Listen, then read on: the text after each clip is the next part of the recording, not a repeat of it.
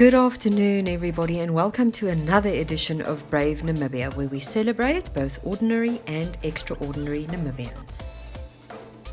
Our first stop today takes us to Henties Bay, where Leandrea Louw catches up with Justin Jenkins, who grew up in Kolmanskuppe. His family was also the last to leave the settlement, which today is a popular tourist attraction. Dit was ons huis en dit was hoenderhokke hier so afgewees en hier was hoender en hier is die ou buite toilette, ons het mos nie binne toilette gehad nie. Was die buite toilette gewees. Hierdie kamer wat hier so staan is my suster se kamer, daar is my pa se kamer, dit was die sitkamer. Ons seuns was aan die agterkant gewees. Dan die kombuis hierso. Hoeveel was julle wat hier gebly het?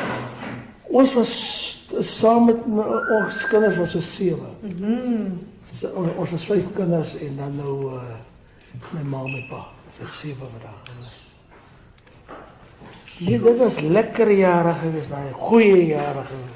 En in watter jare wat julle toe uitgetrek het? Ons het dit Kolmanskuppe, dit wat ek net jy's hier geprobeer uitwerk het. Ja, daar's die boekie. Dit moet ek skat so 58 daar rond gewees. 58 lyk my meer, 58, 59. Soos ek hier vir Irene gesê het, 59. Dit kan wees 58, 59 van daai tyd wat ons uit. Hoekom het julle toe getrek daai jaar? Ons het daar uitgetrek omdat weet jy die onderhoudskoste van die huise was hoog. Verstaan jy? En toe weet jy om hulle elke slag die huise beskoonmaak en so. Toe trek my pa met 'n Austin lorrytjie. Het my pa die mense uitgetrek en ons was toe die laaste huis gesit wat Loederus toe getrek is. Ja, toe julle eers op Loederus gaan gebly. Toe gaan bly op Loederus, toe kom my pa altyd in die oggende deur met die saam met die speurders en die landrouertjies. Dan kom werk hulle die kragstasie en die werkswinkels was ons hier afgewees. Hulle daar gekom werk. Hoe was dit geweest om op Kolmanskuppe te bly as kind? Kom ek sê vir jou, amazing. Weet jy, almal sal sê, sal, nee, dit is lekker. Weet jy, dit was een woord dit lekker geweest. Weet jy, ons was, almal was huisgesin, weet jy, ons was een gesin geweest. In Kersfeestyd, dan gaan ons hier vanaf, maak ons by mekaar en stap as alle huise om, so gaan ons tot by die laaste huis, weet jy, Kersfeest, dan sing ons kerkliedere en so gaan ons van huis tot huis. Wauw, en mens doen dit eers meer. So het ons al die jare gegaan, en dan was so een keer 'n maand of so, was hier so funksies goed geweest, dat die mense van Loederus af, weet jy, op uitnodiging gekom, dat ons nou hier naartoe gegaan, dat hulle nou gedans, of 'n funksie gehad, of wat dan gehad. En ons kinders moes altyd skoongemaak het, as ons nou klaar. Tot die ou koeler wat daar so staan, wat ons al die jare gebruik in bierkout te maak, die staan ook nog, ons het hom daar gekom kry, staan ook nog.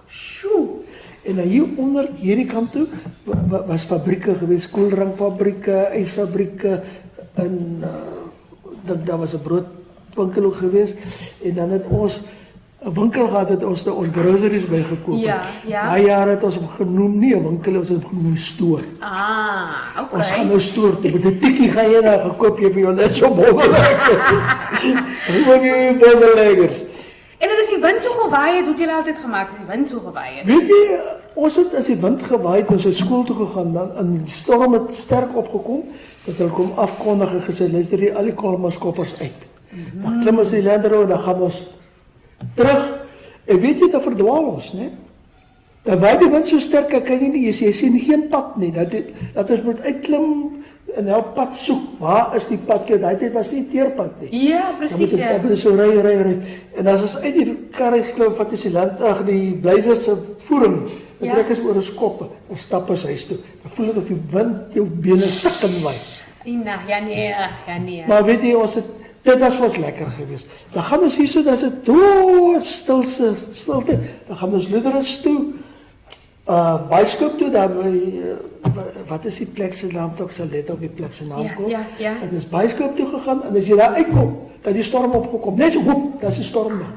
Sjoe. En dan weet jy, daar heel lief, en dan kom my pale, en allemaal met die flitse stappers in die nacht, en soek ons die pad, tot ons by die huis. Dit was altyd, en as jy trein gery, dan vat jy so 3-4 dae om Keetmans toe te gaan. En dan moet jy die treinspoor skoonmaak. Ja, is toch gewaar. Nou nog, die wind waai verskil. Ek kan nie glo dat die plekke nou so moet skoon oop is nie. Maar weet jy, ons het gegaan, as jy baie kere opstaan in die oggende, dan sien jy is nuwe huise wat jy nie ken nie. Dan Dus is die die wind nou gewaai het. toegewaai, dat hy toegewaai, dat hy nie is opgewaai, het hy toegewaai, so dat gegaan. Sjoe. En jy was baie jong geweest toe jy getrek het. Ek was seker so 9 jaar, 8, 9 jaar oud. Sjoe, en ek moet sê, jy onthou dit goed. Maar ek het my ingeleef aan die tyd, jy weet. Ja. Jy weet, soos my suster, ek het nou net met haar gepraat, en sy sê vir my, Stief toch net vir hulle groete.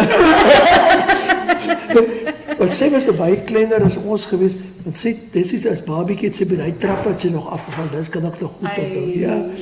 En ons het, voor hierdie huis het ons hieronder was kantore geweest, ons het eers in die kantoorblok gebly. En toe het ons getrek, dit was oom Hamer se huis geweest. En toe het ons waar die kas ook gekry, en toe het ons so getrek.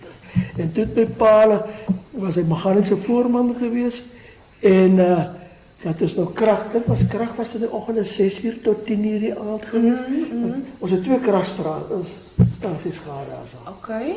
En dan vat ons altyd van kos so goed, en so het ons by die tye deurgemaak. En dan baie kere kom die speerders op 'n Saterdag of by ons, dan maak ons so 'n groepie, en dan gaan ons die woestyn in daar langs die see, in die spaargebied, waar geen mens mag kom. Ja. Omdat ons saam met die speerders, nou nog. Wow. Dan gaan sien ons die robbe, en ons gaan vang kreef, en ons gaan vang vis, en dit is lekker. En ek kan nog almal se name onthou, weet jy, van die speerders, oom Hugo, oom Flippie Lyker, oom Breed het altyd, hy vir ons die skoolkar gery het, hy altyd vir ons, weet jy ry perd, en hy goed het hy vir ons gesing. Slegs, ek onthou dit net. Ja, jy het 'n baie goeie geheue, ek moet dit sê. Ek onthou dit soos gister, weet jy. Ag, baie keer kom dan moet ek eers bietjie mooi kyk wat is wat hierso, en dan kry ek weer die breins by mekaar. Ons was een hengse groot familie geweest. Hierso, ek kan nie onthou dat een van die ouens sleg gepraat het vir iemand, of gestryd, of gebeklei het, of iets nie. Sjoe, klein gemeenskap geweest. Klein gemeenskap, baie goeie hart. Dit was seker so 15 tot 20 huisgesinne wat daar gebly het. En so het die een man aan die ander uitgetrek, en dan in die huis in die onderkant, hulle is nou gerestaureer, jy sien dit nou nie op hierdie foto nie, toe Tannie Bonshan gebly het, dit is een van my ma se grootste vriende, die Duitse Tannie geweest, die het hulle huis mooi opgemaak. Ja. Die ou peperboom staan ook nog voor die huis soos hulle daar gestaan het. Nou, was daar plante gegroei, hoe was die groeigheid daar geweest? Baie goed, die goed het by, hiervoor was dinge se geweest, was vyebome, mooi vye, ons tuin, weet jy, ek sien dat dit afgebreek, die tuin was met hierdie versterkte glas voor geweest, né, vir die wind, en die grond was baie vrugbaar geweest, en hierso was alles tuin geweest, baie tuin geweest. Mense kan nogal eens dink dat dit in die Baie tuin, so. ons tuin is baie mooi geweest. Regtig, ons het van die grond het, weet jy, ons het mooi blomme gehad, en grond is goed, dit is daar gehad. Nee, en die vye het mooi gegroei daar so, mooi ook. En dan was geen kar, het daai tyd by die huise geparkeer gestaan, geen kar nie. Ons het 'n plekkie, net so in die onderkant wat ons gehad hierso, maar ek sien dat dit nou afgebreek toe ons nou laas daar was. Daar was vir elke kar was 'n garage. Daar 'n plekkie geweest. Was 'n garage. Anders wat die kar seker ook toegewy met die sin. En daar klop myn toerusting en myn karre goed ook in die garages gestaan. Op bokkies, weet het hulle daar gesit. En wat hulle daarmee gemaak het, na die jare, die weet ek nou nie. En in hierdie werkswinkels het 'n ou dinge so gestaan in die dak. 'n Vliegtuig wat hulle gekonfiskeer het oor diamante. Die hang, ek dink hy hang nou nog in die dak. Bo in die dak vasgemaak, en daar het hy al die jare gebly. Nou sien ek hulle het met sinkplate is dit toegemaak, dat die publiek mag hier aankyk nie. Dan weet ek nie om watter rede nie. Maar daai vliegtuig, toe ons daar weg is, die vliegtuig nog altyd daar gaan. Altyd gaan. Nou vra ek my, hoe dit gevoel daar so? Al wat ek jou kan sê is, as jy nie daar was nie, daar's die woorde wat jy kan nie vir 'n ou vertel nie. As jy begin praat, kry jy dit hoendervleis. Want dit is vir my lekker en dit is vir my belangrik, jy weet. En ek dink dit is hoekom die kleinkinders ook vat. Ja, dit was van die kleinkinders gereeld sing toe, en Hulle, oupa, jy moet vir ons vat, ons wil sien. Ek was eintlik gevat, maar hulle was nou 'n bietjie kleiner, ons moet nou weer vat. Nou is hulle groot, ons moet nou vat voor hulle vrouens vat.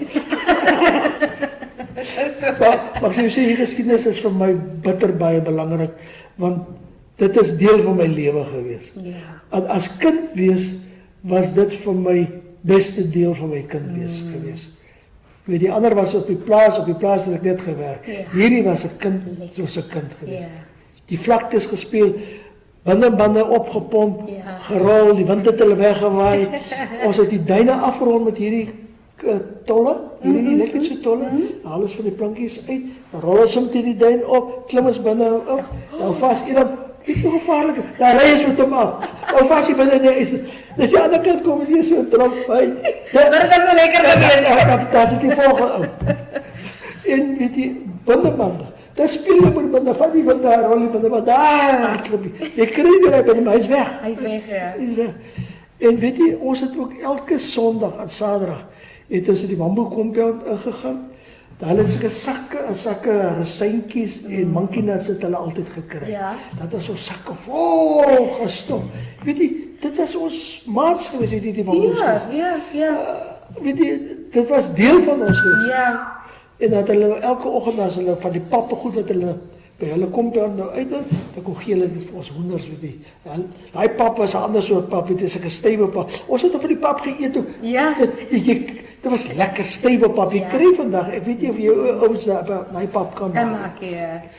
En so het ons die dinge gedoen en dan is saam met pa partykeer op die ou trekker, hy het so groot huiskraan ook gehad, wat is, daar ry jy saam met hom die huiskraan, of dan ry saam met die lorry uit in die veld in, of in die Land Rovers. Duin op duin af. Dis 'n lekker storie. Jy weet, dit is amazing.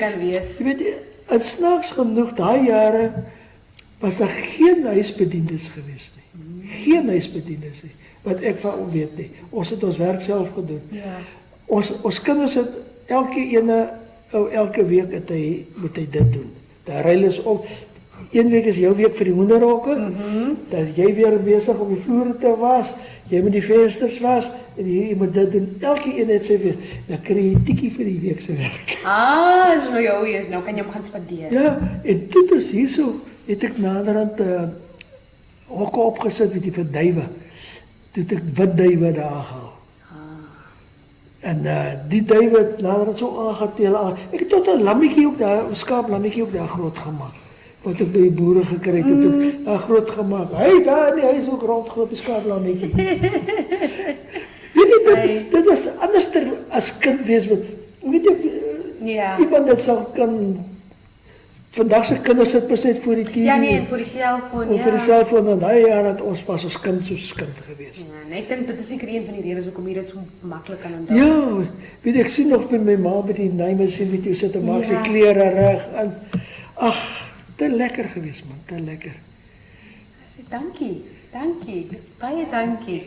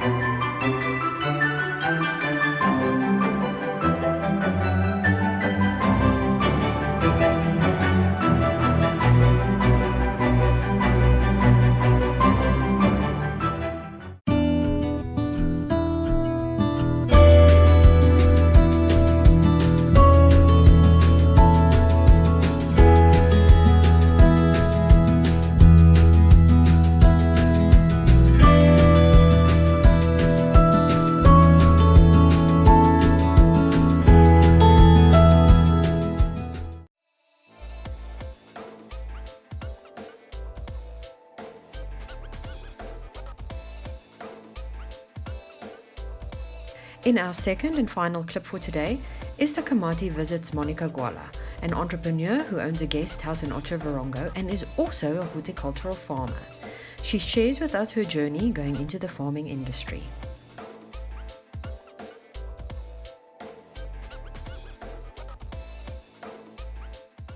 My name is Monica Gwala. I'm 45 years old, and mother of 3 boys. Few years ago, 3 years to be exact, I bought this land, which is a 5 hectare, and I bought it initially to start a second place for the guest house, the lodge that I'm having, or the guest house in town that I have. But with the COVID situation that started, or with the pandemic that started, I had to divert my core business from hospitality or from the guest house to farming.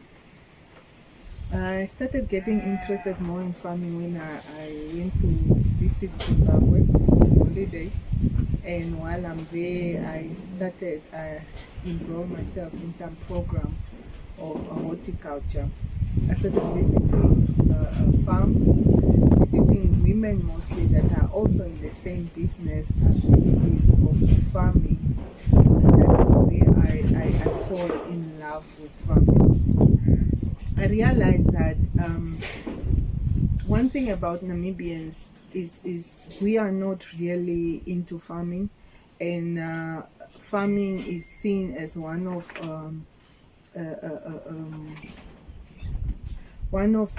opportunities or work that is not really lucrative, because people think that farming is more for people who are not educated, or people who have failed in life, of people who have failed school, and is by virtue or by chance that they end up being taking care of cattle or started having chicken. But horticulture is not really an opportunity, or is not an area where a lot of people have ventured into in Namibia. So I came back and I looked at my land, and I started working on it. This is 5 hectare. I demarcated 1 hectare from it.